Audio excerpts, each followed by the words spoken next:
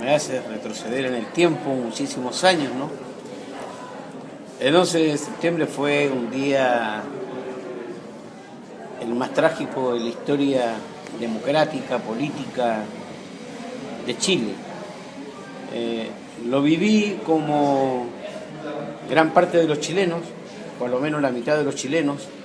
Fue un día tremendamente aciago, fue un día tremendamente doloroso, donde se abortaron todos los sueños que teníamos en aquellos tiempos los jóvenes de esa época, en que soñábamos en que era posible. Pese a los años sigo teniendo ese sueño de que es posible tener una sociedad más justa, más equitativa, con oportunidades para todos más allá de su condición social. La verdad es que era una quimera que parecía inalcanzable y fue inalcanzable, ¿no? Construir a través de la vida democrática, y como decía el presidente Allende, esta revolución es con empanada y vino tinto. Y lo cierto es que los románticos de aquellos tiempos del socialismo democrático pensábamos que aquel camino era factible.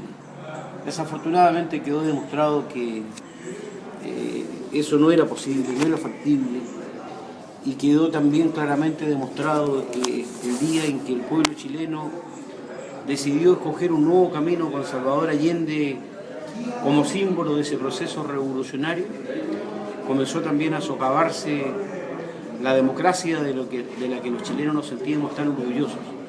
Ese día, la CIA y el gobierno de los Estados Unidos comenzaron a derrocar a Salvador Allende, incluso antes de que el Congreso se pronunciara y lo ungiera definitivamente presidente. Porque quiero decirle a ustedes que al no obtener mayoría absoluta, fue el Congreso Nacional el que tuvo que decidir entre las dos primeras mayorías, que fue Salvador Allende y Jorge Alessandri. Y prosiguiendo con lo que era habitual en la historia de Chile, el Congreso respetó la primera mayoría, Allende fue ungido presidente, y desde ese día comenzó evidentemente una operación que tuvo, por ejemplo, como primera víctima al comandante en jefe del ejército, al general Schneider, que fue vilmente asesinado porque él había dicho que iba a respetar absolutamente la democracia y el resultado de las urnas. ¿Qué sintió usted antes y después del bombardeo a la Casa de la Moneda, tomando en cuenta que era una persona muy cercana a Salvador Allende? Bueno, la verdad es que yo tenía la esperanza. Esto ocurrió un día martes 11 de septiembre, y yo el día 9 había almorzado con quien era el presidente de la Unidad Popular, el senador Sepúlveda, Adonis Sepúlveda. Y pensábamos nosotros de que el día 11 de septiembre él iba, Salvador Allende, desde la universidad, en aquel tiempo técnica del Estado, hoy Universidad de Santiago, iba a llamar al pueblo chileno a un plebiscito. Desafortunadamente aquello no fue posible, porque ese plebiscito al que iba a llamar Allende, al que iba a convocar Allende al pueblo de Chile, fue abortado por este movimiento subterráneo militar, que fue impulsado evidentemente desde Chile y más allá de sus fronteras. La verdad es que fue un día, como yo te decía, doloroso, nos partió el alma. Da la impresión de que se nos vino el mundo encima. Fue un momento de tremenda incertidumbre, y donde nos dimos cuenta que, mira, es como una muerte anunciada. Cuando tú crees que un familiar se te va a morir, tú dices, estoy preparado para que cuando mi familiar fallezca. Pero cuando acontece ese suceso, es tremendamente doloroso. Así también, la situación de Chile políticamente estaba tan polarizada que el golpe no era una sorpresa, pero cuando llega, nosotros pensábamos, no, Chile no, nuestros militares son constitucionalistas por excelencia. Esto puede ocurrir en otros países de América Latina, había ocurrido en Argentina, había ocurrido en Uruguay, había ocurrido en Brasil, no, pero Chile no, nosotros somos una excepción. Y cuando llega el momento, la verdad es que fue un golpe knockout del que costó mucho recuperarnos, y costó mucho poder ponerse de pie y hacer lo que se tenía que hacer. Primero, a los más complicados, intentar abrir puertas para que puedan salir al exilio. Y los otros, para que puedan seguir trabajando, coordinando un trabajo que a la postre, que fue bastante a la larga, después de 17 años, poder recuperar la democracia. Usted estuvo preso en el Estadio Nacional. Así es. ¿Cómo fue ese momento? Bueno, la verdad es que tampoco para mí fue una sorpresa. Mis compañeros, mis amigos más cercanos, yo pertenezco a una región que fue bastión del socialismo, la región de Magallanes, donde Salvador Allende fue senador de la región de Magallanes, por lo cual yo tuve una cercanía muy estrecha. Y bueno, mis compañeros se fueron a Isla Dawson. Yo estaba en Santiago, yo trabajaba allí en Santiago. Yo terminé trabajando en la radio en que Salvador Allende se dirigió a todos los chilenos, la radio Magallanes, por última vez. Trabajaba en el canal de aquel entonces la Universidad de Chile. Y yo siempre pensé de que llegaría el momento en que sentiría el golpe en la puerta en que me vendrían a buscar. Pasó exactamente un mes, del 11 de septiembre al 11 de octubre. El 11 de octubre fui detenido y llevado al Estadio Nacional, lo que para mí fue una ironía de la vida. El Estadio Nacional, que había sido testigo de las grandes emociones, de los grandes éxitos, también fracasos, ¿no?, de la actividad deportiva chilena, y donde yo había sido protagonista a través del periodismo deportivo, a través del relato de esas emociones, ir a ese estadio en calidad de preso político, haber transformado el Estadio Nacional en un centro de reclusión política, me parecía algo realmente inconcebible. Y después me doy cuenta con el correr de los días de que no solamente fue el Estadio Nacional, fue también el Estadio de Concepción, el Estadio de Punta Arenas, fue un estadio mancillado, fue un estadio violado, fue un estadio violentado, y donde yo creo que todavía el deporte no le ha hecho la rehabilitación necesaria al Estadio Nacional, aunque afortunadamente hay un sector de la tribuna del estadio que significa un recordar permanente de que este estadio fue mancillado. Hay un sector del estadio, no sé si ustedes lo han visto, sí, un sector de la tribuna que recuerda, ¿no?, ese momento triste, amargo. Yo espero que sea irrepetible en la historia de mi patria. ¿Cuántas personas había prendidas, más o menos? Bueno, cuando yo llegué en ese momento, después de un mes, me debo haber encontrado con unos 6.000 hombres. Las mujeres estaban también en el Estadio Nacional, pero en otro sector, en el sector de la piscina del Estadio Nacional.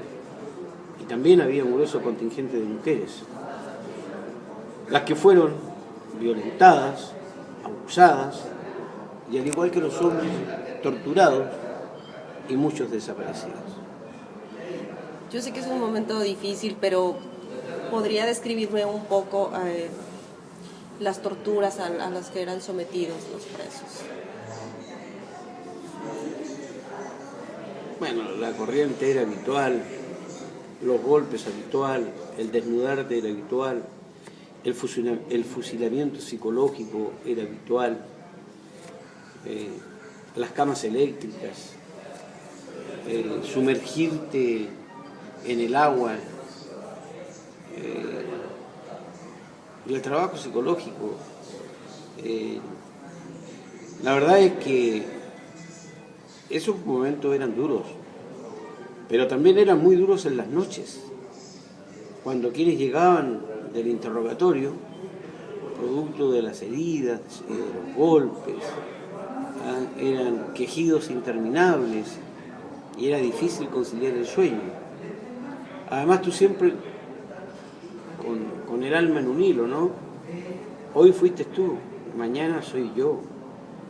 Entonces fueron momentos muy, muy difíciles, pero el hombre es tan fuerte, ¿no? La verdad es que yo era un muchacho, yo era salía recién de la adolescencia, entraba a la juventud.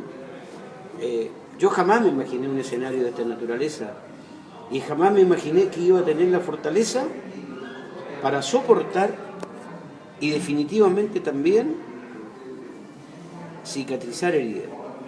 Yo soy uno de los chilenos que he cicatrizado las heridas. Yo no tengo odio, yo no tengo afán de revancha. Yo sí creo que debe haber justicia y debe haber memoria. Memoria para que esto nunca más ocurra en Chile. A la democracia hay que cuidarla, a la democracia hay que protegerla. Como dicen que al amor hay que regarlo todos los días, también a la democracia hay que regarlo todos los días. Hay que tener cuidado con los límites cuando se sobrepasa el límite democrático. Con todas las imperfecciones que tiene la democracia, no hay un sistema mejor. Partiendo de la base de que tú tienes libertad para expresarte. Cuando te coartan esa libertad de expresarte, cuando tú hablas sin temor, ese es un valor incalculable, invalorable, que cuando lo tenemos no nos damos cuenta.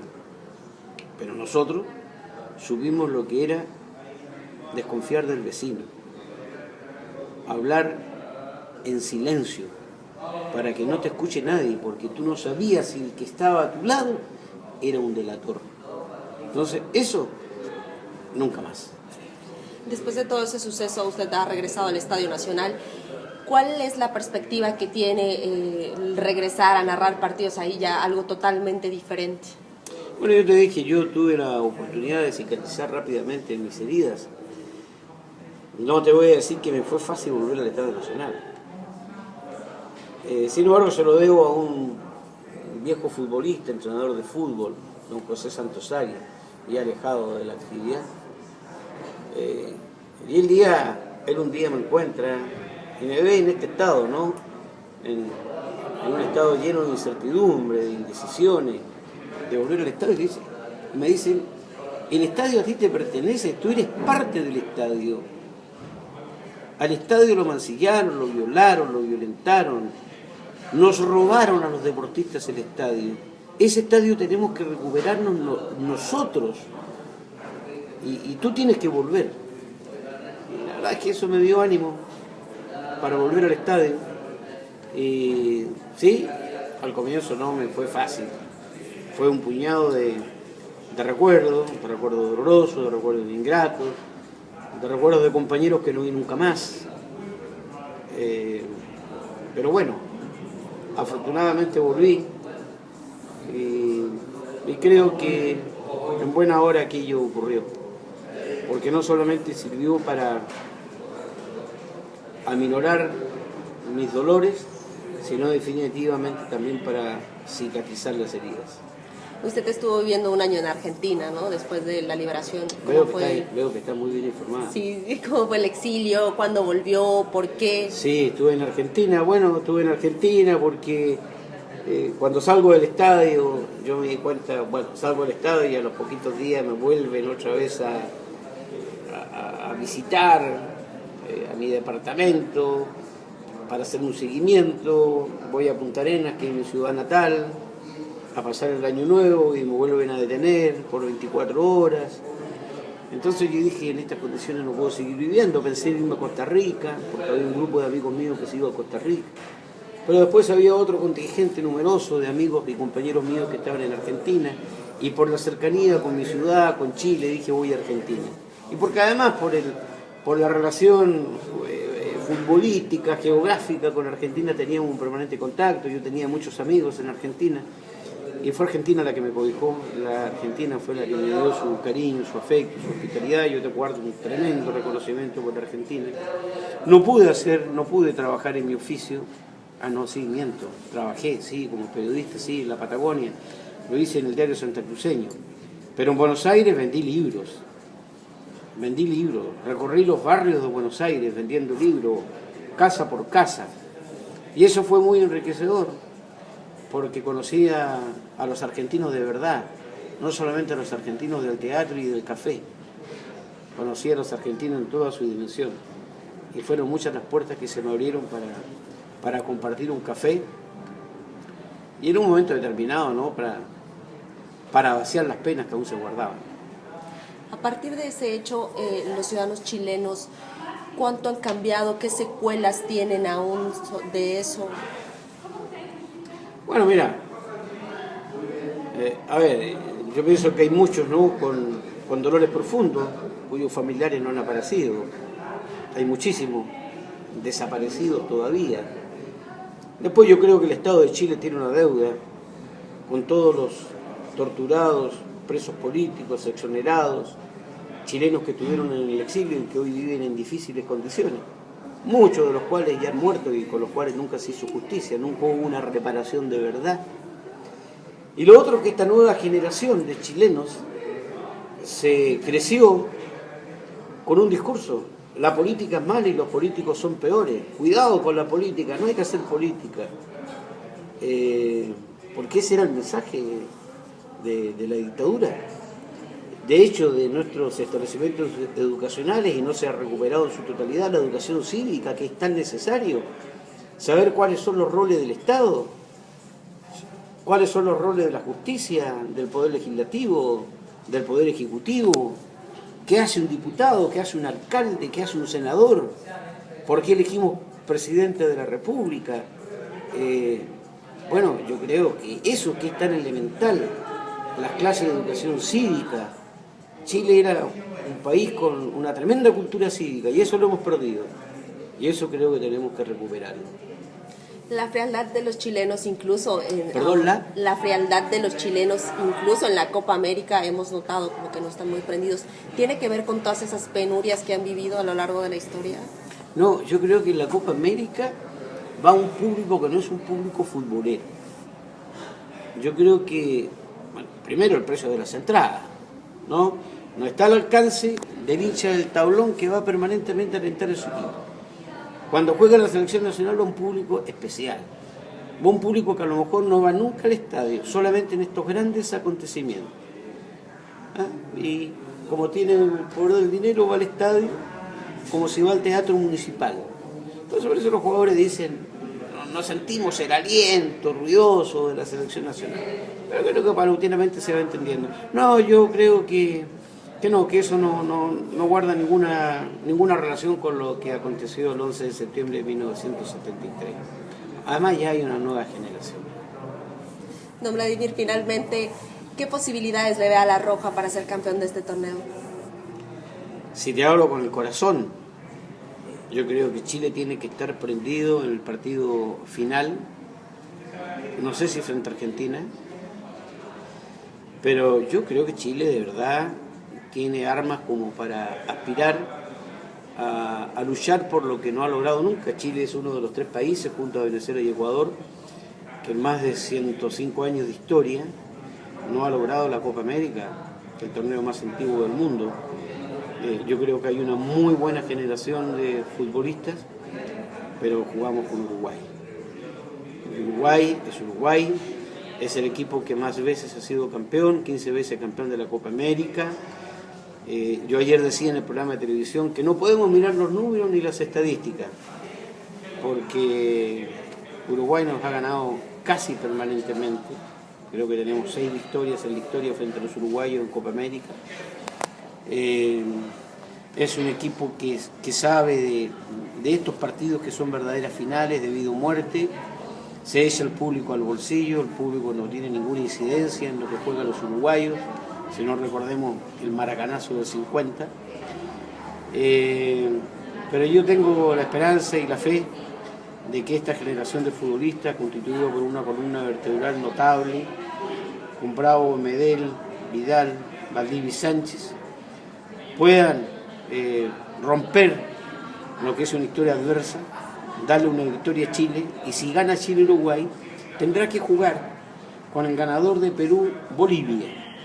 Los partidos hay que jugarlos, pero si se le gana a Uruguay, Chile está, de verdad, a un paso de la final. Y en la final puede ocurrir cualquier cosa. Y en una de esas, Colombia hace la gracia. Para mí no es una sorpresa si Colombia gana a Argentina. Ojo, Argentina todavía no aparece. No sé, yo creo que a Chile se le abren las puertas de poder jugar a lo menos la final de la Copa América, que yo honestamente creo que se lo merece por historia y por lo que ha hecho esta generación. ¿Listo? Quedó. Muchísimas gracias. ¿Ya? Sí. Espero que le haya servido. ¿Cómo no? Muchísimo, muchísimo. Había leído un poco, pero usted me ha dejado